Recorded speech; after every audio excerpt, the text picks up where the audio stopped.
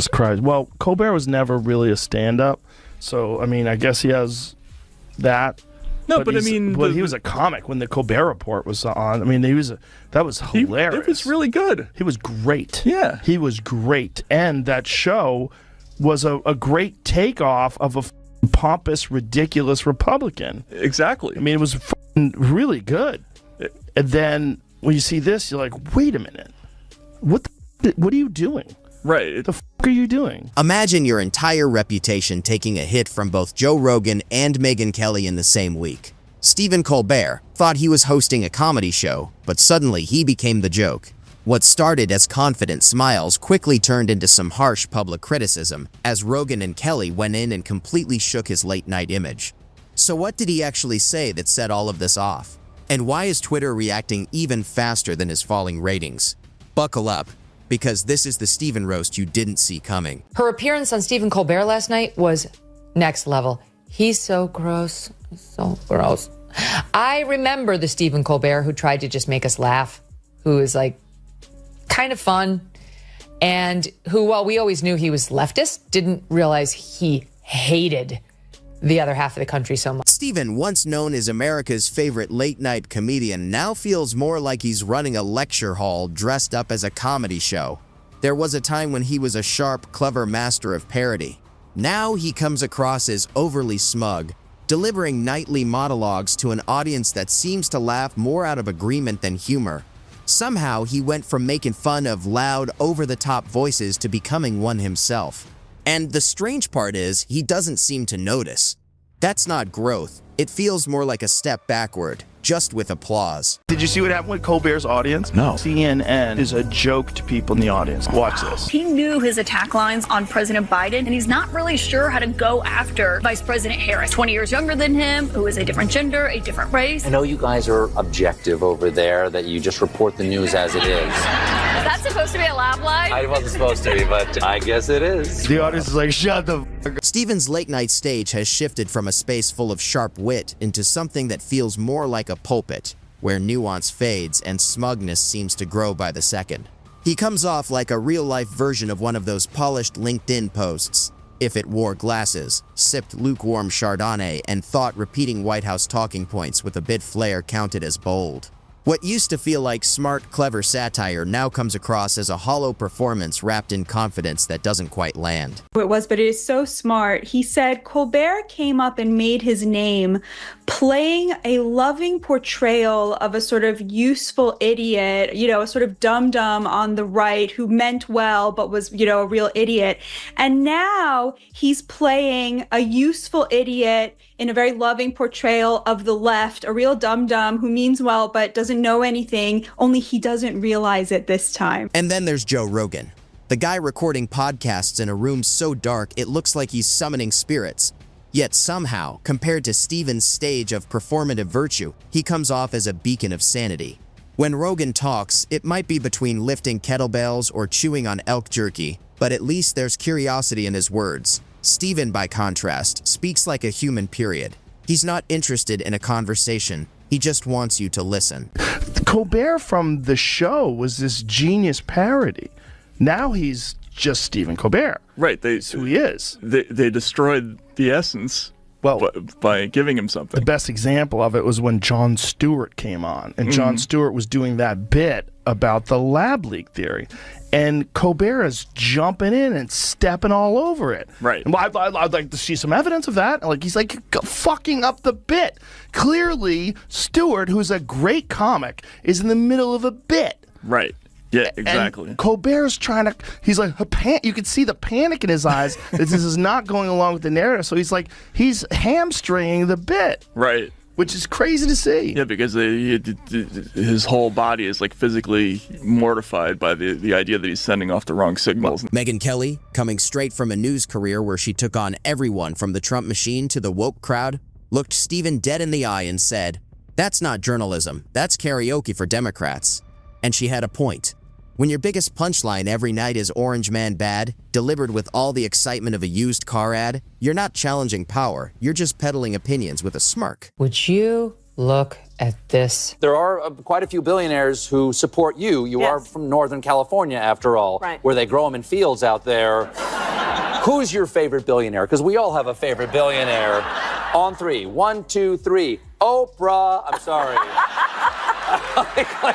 I claimed Oprah. You can't take her now. What's happened to him is what happens to virtually every news personality and late night personality and host of popular shows, podcasts, etc., which is they start getting invited to parties with Jennifer Aniston, etc.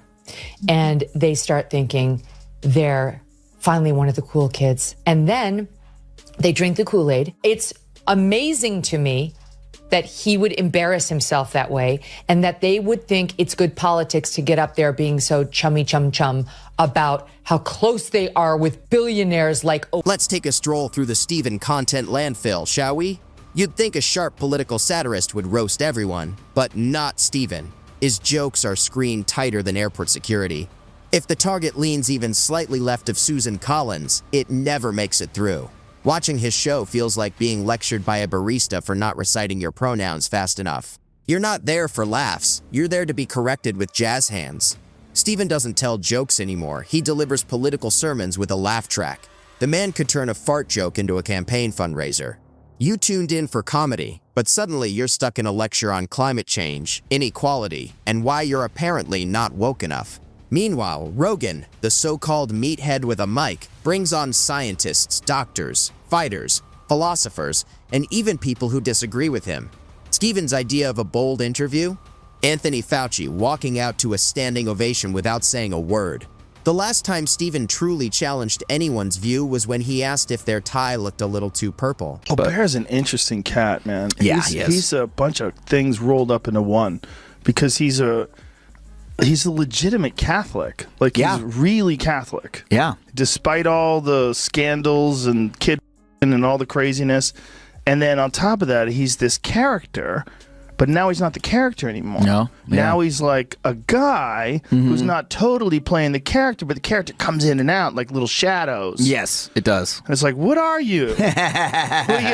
What's your real thoughts on things? Because I know you as Colbert. Yeah. I know you from the Colbert Report, this hilarious fake Republican guy. Yeah. And now I'm seeing you. I'm not sure what's going on here. Joe Rogan runs his podcast like a curiosity-driven adventure, exploring ideas with real people, while Stephen runs his show like a smug TED Talk led by a high school valedictorian who thinks sarcasm equals insight. You can almost hear him thinking, I am smart. They will clap. They always clap. Megyn Kelly, now free to call out hypocrisy wherever it hides, pointed out that Stephen has become basically a human version of Twitter, virtue signaling wrapped in moral superiority. He's terrified the audience might think for themselves, so every joke comes coated in condescension. Kelly has seen White House briefings with more backbone than his interviews. Remember when late night was about comedy? Now it's therapy for urban liberals who need confirmation they're superior to their Midwestern cousins, and Stephen plays the therapist. A therapist, mind you, who pauses your session to show a clip of Biden eating ice cream and calls it statesmanship. When Rogan wants to tackle climate change, he brings on doctors. When Stephen wants to address it, he parades dancers dressed as syringes. Yes, he literally turned vaccine promotion into a Broadway number. Nothing says trust the saints like sequins, jazz hands, and nasal swab choreography. It wasn't satire, it was a fever dream from someone who watched Rent on mushrooms. The left-wing New York City audience brought some truth to the matter. Watch. Trump has kind of been thrown on his heels by this, and he's not really sure how to go after Vice President Harris. He knew his attack lines on President Biden. He really has struggled with how to go after someone who's 20 years younger than him, who is a different gender, a different race. It's kind of been this moment where he has not been able to coalesce around a single attack line. I know you guys are objective over there, that you just report the news as it is. Oh, I know. CNN makes it. I know. Was that supposed to be a laugh line? I wasn't supposed to be, but I guess it is. Unbelievable. How humiliating and good for that audience. They knew that was a farce. And the way Stephen bows to political power, it's like watching a court jester who forgot he's not the king. This is the same guy who brought Kamala Harris on stage and asked the top question, "What's your favorite emoji?" Nixon faced harder questions at his resignation press conference. But the studio audience roared anyway, because apparently satire now means making politicians feel comfortable. Joe Rogan once grilled a scientist for 3 hours about mRNA vaccine efficacy. Steven once spent 3 minutes dancing in sync with a man dressed as a syringe. Guess which one looks like the clown and which one looks like the adult in the room. Meanwhile, Megyn Kelly came armed with receipts while Steven was busy staging ideological theater. She reminded viewers that real journalists get vilified for asking tough questions, while Steven isn't challenging anything except your patience. He's not a satirist, he's a content creator with a built-in choir. The only thing he preaches are pre-approved talking points, complete with a laugh sign flashing behind him. He's even turned clapping into comedy, delivering a line and waiting for the Pavlov-trained audience to erupt like obedient pets. It's not clever, it's not edgy. It's a room full of people clapping on cue. You could train squirrels to do the same thing if you bribed them with almonds and MSNBC reruns. Yeah, well, also with him, it's like that's what brought him to the dance. Yeah. The reason why you're there is like, what kind of meetings did they have with him? Yeah. Like, what are we going to do here? We're going to play this straight? Or are you I heard going to him be say- Colbert? Steven's biggest thrill these days is dunking on anyone who disagrees with him politically. And sure, it sounds daring, until you realize he's performing for an audience that already agrees with every word. It's like challenging a vegetarian to a steak debate at a tofu convention. No risk, no pushback, just smugness served on a silver platter. Meanwhile, Rogan has sat down with Bernie Sanders, Ben Shapiro, and Neil deGrasse Tyson, all in the same room. Unlike Steven, he's not afraid of unscripted answers. That's called conversation. Colbert's version? A monologue sprinkled with decorative interruptions. When Megyn Kelly talks politics, she does it with steel in her spine and zero fear of offending anyone. Steven, by contrast, is like Wikipedia and Reddit had a baby that smirked nonstop. He's so deep in his echo chamber, he could whisper into a pillow and still get a standing ovation. And let's not forget his evolution into a cheerleader for the very institutions he once mocked. Remember when he exposed hypocrisy and called out government overreach? Now he tells you to sit down and obey, just with a wink and a band playing you off stage. The funniest part isn't his jokes, it's that he still thinks he's subversive. His whole routine boils down to 3 acts: smirk, parrot, and clap. Smirk to show he's in on the joke, parrot whatever narrative lands best, then clap for himself through the audience. That's not comedy. It's performance art for people who think NPR is dangerous. My friends, but these people are all friends. Like Rachel Maddow and Democratic Party politicians, they're friends. Have you ever seen a video of Chuck Schumer and Stephen Colbert dancing together? Oh God, I can't even imagine. You need to see it. Do we have time? You need to see it. Yeah. You need to just see them dancing together. and I feel the same way about comedians that you do about journalists. You know, like you can't be friends with those people because there's going to come a time where you have to talk Even Steven's writers seem worn out half the time. You can spot it when a joke feels stitched together from 5 tweets and a CNN chyron. The punchlines land with all the finesse of a toddler bouncing on a trampoline made of smugness. Every segment feels engineered in a lab by interns who majored in political science and minored in improv. And oh, the smug, the endless, suffocating smug. Steven wears it like cheap cologne, thick, overpowering, and impossible to escape. You could dunk him in a vat of humility, and he'd still surface smirking. When Rogan roasts something, it feels like a backyard barbecue with a guy who might actually admit he's wrong. When Steven roasts something, it's a vegan potluck where everyone pretends tofu tastes good, and if you disagree, you're the villain. One feels authentic, the other is glued to a teleprompter with a messiah complex. Megyn Kelly, sharp as a scalpel, can cut through layers of hypocrisy. Steven? He sprinkles glitter on it and calls it truth. You don't need a scalpel to get through Steven's act. You just need to stop clapping long enough to think. While Rogan and Kelly sit down with unpredictable guests for raw, unscripted conversations, Steven hides behind his political pets, people trained to avoid anything resembling a real moment. His interviews aren't about learning, they're about nodding. It's like watching 2 bobbleheads agree themselves to death. Here's Stephen Colbert grappling with that news. Now, if, like me, you're wondering why the Department of Energy is the one making this judgment, it's because that agency oversees a network of U.S. national laboratories, some of which conduct advanced biological research. No. Bad energy department. No biolabs until you finish building your electric car charging stations. Steven's whole show has turned into a therapy session for coastal elites, with him playing the unlicensed therapist, scribbling affirmations on a chalkboard that reads, "We're better than them." At this point, if Stephen sneezed on stage, his audience would cheer for the smeeze being vaccinated. His political takedowns are as predictable as a clock. Trump bad, Republicans worse, questioning the narrative dangerous. Meanwhile, every Democratic scandal gets shrugged off with a smirk and a butt. Republicans pivot. His logic has more holes than a fishing net, yet somehow it still reels in applause every single time. Rogan, with his sprawling podcast and mushroom-fueled tangents, might not be for everyone, but at least he welcomes dissent. Stephen, he invites backup singers. One hosts real conversations, the other performs a solo in front of a mirror.